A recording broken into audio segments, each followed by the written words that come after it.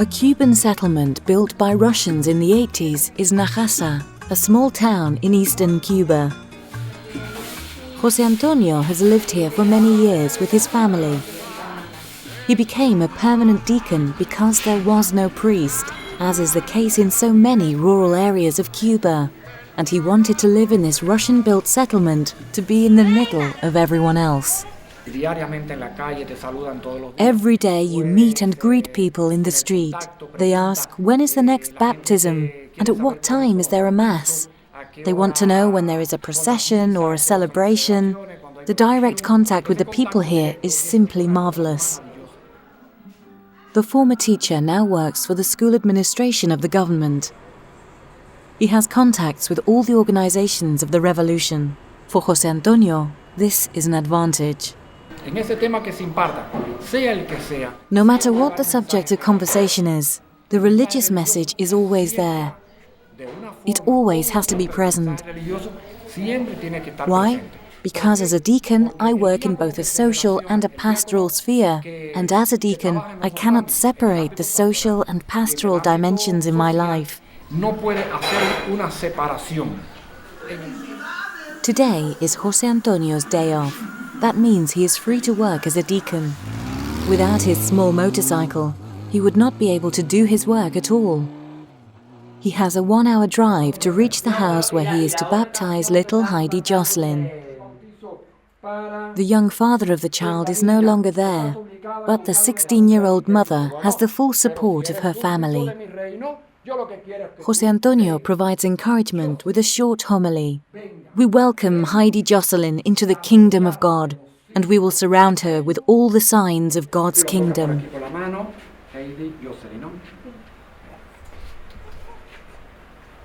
Heidi Jocelyn, yo te bautizo en el nombre del Padre y del Hijo. José Antonio leaves no doubt about how he understands his office as a deacon.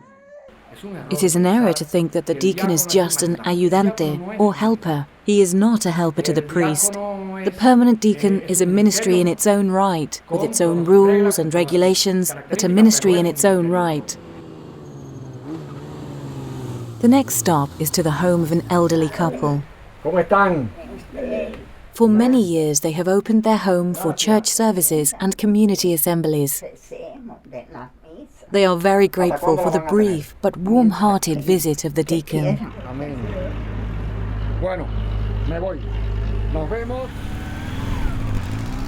Some 4 hours later, José Antonio is back just in time for the celebration of the Word in the evening. The Catholic community has purchased a small house and have made it into a place of worship. The celebration begins in darkness because the power is off again. But then there is light.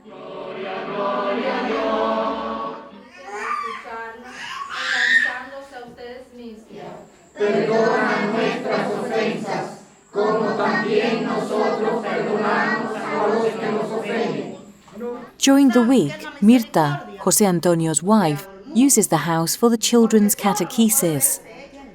Only a few children attend because it is the end of August and there is still no school. But parents' interest in catechesis is growing. In her teachings, Mirta wants to connect faith and social commitment.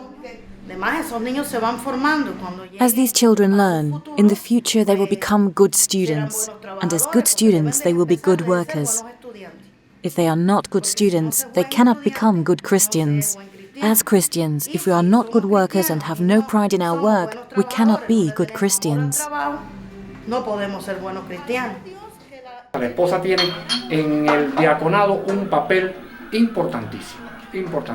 The role of the spouse is extremely important in the deaconate, so she must first agree to the ordination of her husband, and only then can he be ordained.